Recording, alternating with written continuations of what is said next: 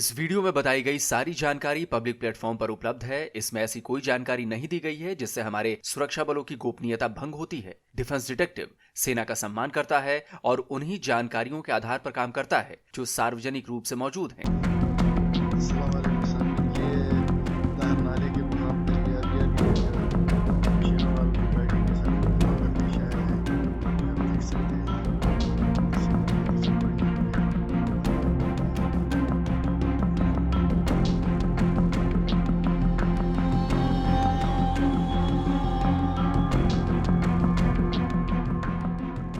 चीन के president Xi Jinping के dream project belt and road initiative के एक और सब प्रोजेक्ट सीपेक पर पाकिस्तानी ग्रहण लग गया। जिस सीपेक का इस्तेमाल कर जिनपिंग ने भारत को घेरने की कोशिश की थी, उसी सीपेक पर उसका लाडला पाकिस्तान जो है वो पानी फेर रहा है। नमस्कार दोस्तों, डिफेंस डिटेक्टिव के एक और नए एपिसोड में आप सभी का स्वागत है। मैं हूं आलोक। तो दोस्तों, पाकिस्तान में आतंकी हमलों का सिलसिला जारी है। एक के बाद एक किए जा रहे इन हमलों में Pakistani port, Pakistani naval airbase और पाकिस्तान में काम करने वाले चाइनीज इंजीनियर्स निशाना बनाए जा रहे हैं। आज के इस वीडियो में मैं आपको बताऊंगा कि सांप पालने वाले पाकिस्तान को आज कैसे उसके ही सांप जो हैं वो डस रहे हैं, कैसे दुनिया की number 1 intelligence agency ISI, military intelligence और फेडरल इन्वेस्टिगेशन एजेंसी फिसड्डी साबित हुई है, और सबसे बड़ी बात ये कि कैसे पाकिस्तान में सीपेक का बंटाधार होने वाला है। खैबर पख्तूनख्वा के ज़िला शांगला में चीनी इंजीनियर्स के काफिले पर खुदकुश हमले में 5 चीनी बाशिंदों समेत 6 अफराद हलाक हो गए। खैबर पख्तूनख्वा में शांगला में बिशाम के मुकाम पर गाड़ी पर खुदकुश हमले के नतीजे में 5 चीनी शहरियों समेत 6 अफराद हलाक हो गए। ये चाइनीज इंजीनियर्स काम करते थे दासू डैम पर और वहीं पर अपने काम के लिए जा रहे थे कि जब एक खुदकुश मवाद था उस गाड़ी में, या उस गाड़ी का के अंदर खुदकुश बम्बार भी था, उसने आकर अपनी गाड़ी उनसे टकराई और उसके बाद वो 6 के 6 चाइनीज इंजीनियर्स और ड्राइवर समेत, ड्राइवर पाकिस्तानी था, वो सब के सब मारे गए। यह खबर देख रहे हैं आप। पाकिस्तान में एक और बड़ा आतंकी हमला हुआ है। एक बार फिर पाकिस्तान में चाइनीज मारे गए हैं। एक बार फिर चीनी इंजीनियर्स को निशाना बनाया गया है। पाकिस्तान ही नहीं, दुनिया भर के अखबार पाकिस्तान में हुए इस जबरदस्त आतंकी हमले की खबर से रंगे हुए हैं।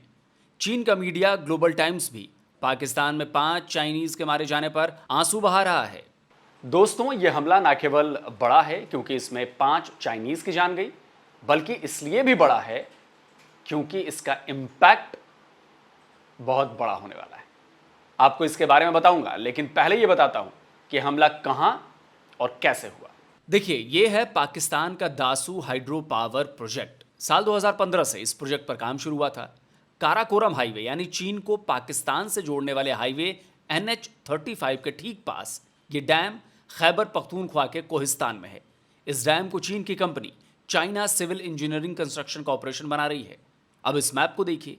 जिस जगह ये डैम बना है वो जगह पीओके से बेहद करीब है। आप देखेंगे कि पीओके से गुजरकर जैसे जैसे सिंधु नदी पाकिस्तान की तरफ बढ़ती है, काराकोरम हाईवे भी उसके साथ साथ चलता है, तो ये नदी आगे बढ़ती हुई डासू पहुंचती है और यहीं पाकिस्तान ये डैम बना रहा है।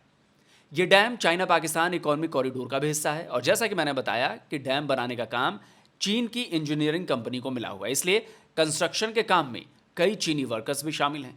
तो हुआ ये कि 26 मार्च यानी कल डैम से जुड़े 5 चीनी सिटीजन्स, जिनमें कुछ इंजीनियर्स भी थे, वो इस्लामाबाद से डासू कैंप ऑफिस के लिए रवाना हुए। उनके साथ पाकिस्तानी सिक्योरिटी भी थी। जैसे उनका काफिला बेशम सिटी पहुंचा, पहले से ही घात लगाकर मौजूद आतंकवादियों ने विस्फोटक से भरी कार चाइनीज वर्कर्स की गाड़ी से टकरा दी। एक जबरदस्त धमाके के साथ कार के परखच्चे उड़ गए। टक्कर के बाद वो कार खाई में गिर गई। इस हमले में 5 चीनी नागरिकों के अलावा एक पाकिस्तानी ड्राइवर भी मारा गया। इस हमले के बाद पाकिस्तान को तो मानो सांप सूंघ गया। पाकिस्तानी प्राइम मिनिस्टर भागे भागे चाइनीज एम्बेसी पहुंच गए, हाथ जोड़कर खड़े हो गए। अब सोचिए, पाकिस्तानी पीएम की यह औकात कि चीन के एम्बेसडर ने बुला लिया कि आओ भैया। चीन ने भी बहुत देर तक इस हमले पर कोई प्रतिक्रिया नहीं दी, लेकिन बाद में चीन ने पाकिस्तान से हमले में चीनी नागरिकों को निशाना बनाए जाने का जवाब मांग लिया। पाकिस्तानी अखबार डॉन की इस खबर को देखिए। खबर बता रही है कि चीन ने पाकिस्तान से जवाब मांगा है, लेकिन अरब न्यूज़ का कहना है कि बीजिंग पाकिस्तान से इस मामले की न केवल पुख्ता जांच की मांग कर रहा है, बल्कि उसने दोषियों को सजा देने की मांग भी की है। ये चीन की फॉरेन मिनिस्ट्री का पाकिस्तान के इस आतंकवादी हमले को लेकर दिया गया बयान है। इस स्टेटमेंट में भी चीन ने हमले की निंदा करते हुए मारे गए चाइनीज सिटीजन्स के घर वालों के प्रति सांत्वना प्रकट की है, लेकिन इसके साथ ही आतंकवादियों के खिलाफ कड़ी कार्रवाई की मांग भी की है। आपको एक चौंकाने वाली बात बताता हूं। वो बात यह है कि अब तक किसी भी आतंकी संगठन ने इस हमले की जिम्मेदारी नहीं ली है। इसके पीछे की कहानी बताऊंगा, लेकिन फिलहाल जो सामने दिख रहा है, या यूं कहूं कि जो पाकिस्तान दिखा रहा है, उसकी बात करता हूं। तो जो दिख रहा है उसके हिसाब से यह हमला बहुत बड़ा है और पाकिस्तान चीन के इकोनॉमिक कॉरिडोर प्रोजेक्ट पर यह सीधा हमला है।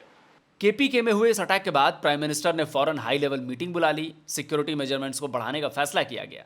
लेकिन यह पहली बार नहीं है कि पाकिस्तान में चीनी नागरिकों पर अटैक हुआ हो। करीब 3 साल पहले जुलाई 2021 में डासू डैम प्रोजेक्ट के वर्कर्स से भरी एक बस को धमाके से उड़ा दिया गया था। इस हमले में 13 से ज्यादा लोगों की जान चली गई थी, जिसमें 9 चाइनीज थे। तब भी चीन ने पाकिस्तान को दोषियों के खिलाफ कार्रवाई करने की मांग की थी और इसी वजह से डैम का काम भी रोक दिया गया था।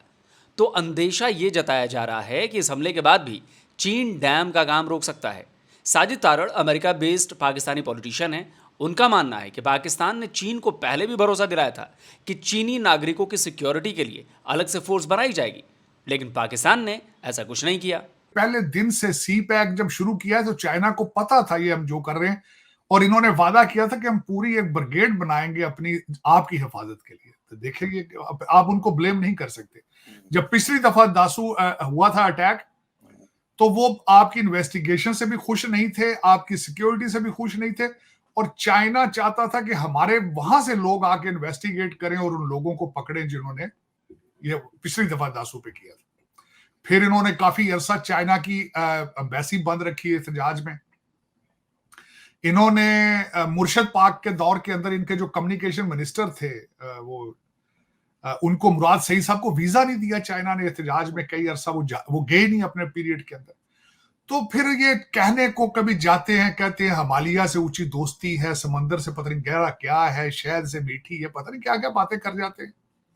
तो यही वजह है कि इस बार भी चीन डैम का काम रोक दे तो कोई हैरानी वाली बात नहीं हो। लेकिन मैंने आपसे कहा था ना, ये तो वो बात हो गई जो हमें दिखाई दे रही है या जो हमें दिखाया जा रहा है। इसके पीछे एक और बात हो सकती है। तो बात ये कि चीन पाकिस्तान में बुरी तरह फंस चुका है। ऐसा कि ना उससे उगलते हुए बन रहा है, ना ही निगलते हुए बन रहा है, बिल्कुल सांप चुकंदर वाली हालत हो गई है। भारत को घेरने के चक्कर में उसने पाकिस्तान पर इतना बड़ा जुआ खेल दिया, और रिजल्ट क्या हो रहा है कि हार तो होनी है और दिख रही है। चीन को मौके बेमौके ये दिखाई भी दे रहा है, और ये बात पाकिस्तान भी अच्छी तरह जानता है, समझता है। इसीलिए वो सीपेक के नाम पर चीन को ब्लैकमेल कर रहा है पैसे के लिए। अब जरा सोचिए, पाकिस्तान में हुई हाल की सभी आतंकी वारदातों के बाद आतंकी संगठनों ने क्लेम कर उसकी रिस्पॉन्सिबिलिटी ले ली, लेकिन डासू प्रोजेक्ट से जुड़े चीनी सिटीजन्स पर हुए अटैक को लेकर किसी ने कोई क्लेम नहीं किया है। इसलिए इस बात से इनकार नहीं किया जा सकता कि हमला पाकिस्तान ने खुद कराया हो, पाकिस्तानी एजेंसी आईएसआई ने खुद कराया हो। आपको लगेगा कि भला मैं ये क्या बातें कर रहा हूं, पाकिस्तान भला ऐसा क्यों करेगा? मैं बताता हूं जनाब। आईएमएफ ने पाकिस्तान को साफ साफ बोल दिया है कि वो सीपेक के लिए अलग से कोई फंड नहीं देगा, यानी सीपेक को पाकिस्तान की तरफ से मिलने वाला बकाया भी नहीं मिलने वाला है। जाहिर है इसका सारा भार अब चीन पर पड़ने वाला है। चीन पहले से ही इस प्रोजेक्ट के लिए और फंड्स देने से मना कर चुका है। पाकिस्तान इस तरह के हमलों से चीन को ब्लैकमेल कर रहा है ताकि वो अपने चीनी सिटीजन्स और अपने प्रोजेक्ट की और इन्वेस्टमेंट की सिक्योरिटी के लिए और फंड्स जारी करे। और इतना ही नहीं, पाकिस्तान ये भी जानता है कि सीपेक पाकिस्तान के लिए जितना फायदेमंद है उससे कहीं ज्यादा चीन के लिए इंपॉर्टेंट है। इसीलिए चीन कभी भी इससे जुड़े प्रोजेक्ट्स रोकेगा नहीं, वो चलाता रहेगा धीरे धीरे धीरे धीरे। तो पिछले 3 दिनों में पाकिस्तान में जितने भी आतंकी हमले हुए वो सब के सब सीपेक को टारगेट करते हुए किए गए। 26 मार्च की दोपहर में आतंकियों ने चाइनीज इंजीनियर्स की गाड़ी को निशाना बनाया था, लेकिन उससे पहले आधी रात को बेशम सिटी से 1800 किलोमीटर से भी ज्यादा दूर तुर्बत में एक बड़ा हमला किया गया। तुर्बत में आतंकियों ने पाकिस्तानी नेवल बेस को टारगेट किया। रात भर तुर्बत बमों और गोलियों की आवाज से गूंजता रहा। पाकिस्तानी सिक्योरिटी फोर्सेस आतंकवादियों की तलाश के लिए फ्लेयर्स छोड़ती रही।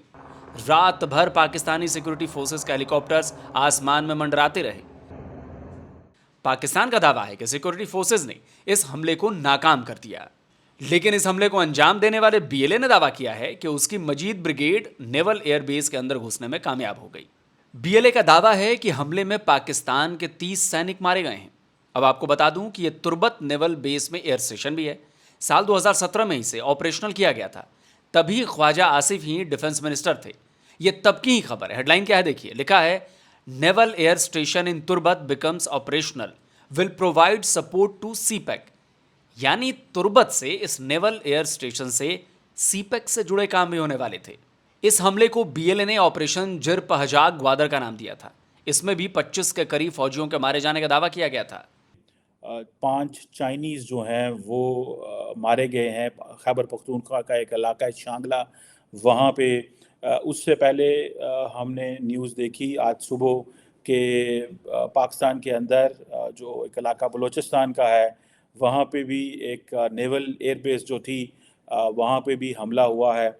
और ये पर्टिकुलरली आप समझ लें कि एक नेवल एयरबेस तुर्बत के करीब थी और मंडे नाइट को, कल रात को इस पे हमला हुआ जिस पे गन फायर्स और काफ़ी ज़्यादा हुआ। और ये इट टेल्स के ये जो आर्म्ड दहशतगर्द हैं वो इस वक्त पाकिस्तान के एक फुल फ्लेज उन्होंने एक मिलिटेंट ऑपरेशन जो है वो शुरू कर दिए हैं। यानी एक बात तो तय है कि पाकिस्तान में ना तो चाइनीज प्रोजेक्ट सेफ हैं और ना ही चाइनीज सिटीजन्स।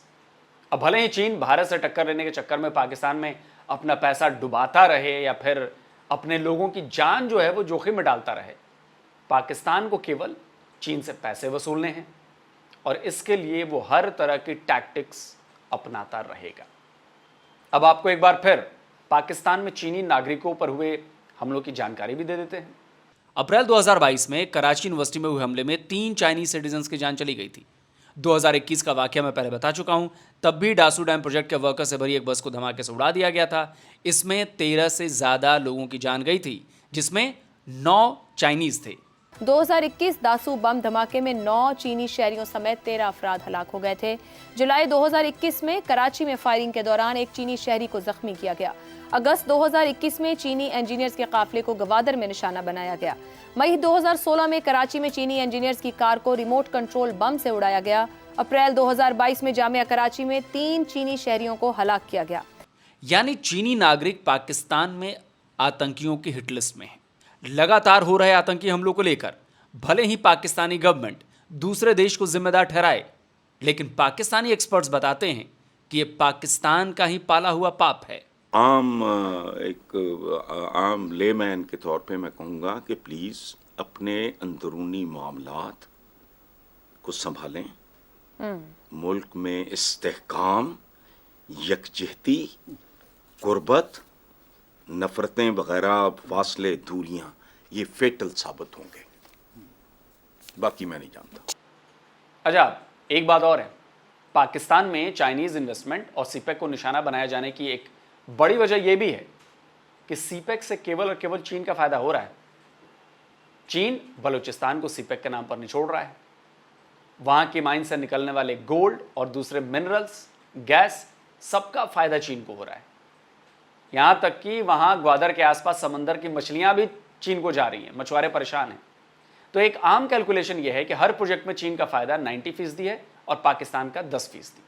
बलूचिस्तान की हालत दिन प्रतिदिन खराब होती जा रही है और ऐसे में चीन के प्रति पाकिस्तान में जो नफरत है वो बढ़ती जा रही है। कुल मिलाकर बात इसी नतीजे पर पहुंचती है कि पाकिस्तान ने जो बोया है वो फसल तो वही काटेगा। आतंकवाद को सपोर्ट करना पाकिस्तान की स्टेट पॉलिसी का हिस्सा रहा है। आज वही आतंकवाद पाकिस्तान के हाथों से निकलकर बेकाबू हो चुका है। चाहे बलूचिस्तान का मामला हो या फिर टीटीपी का, हर जगह पाकिस्तानी आर्मी और उसकी पॉलिसीज में दखल ने हालात को बिगाड़ने में बहुत बड़ा रोल प्ले किया है। अब नतीजा देख लीजिए। पाकिस्तान उत्तर से लेकर दक्षिण तक आतंकी हमले से दहल रहा है। इसमें एक और बात यह कि मार्च से लेकर डासू डैम के इंजीनियर्स पर अटैक तक एक भी हमले की जानकारी नंबर 1 एजेंसी ISI को नहीं मिल पाई, ना तो उसकी मिलिट्री इंटेलिजेंस को मिल पाई, ना फेडरल एजेंसीज को इसकी भनक मिली। तो आप सोच लीजिए कि ये पाकिस्तानी एजेंसीज जो हैं वो कितनी कैपेबल है और कितना झूठा प्रचार किया गया है इनके बारे में।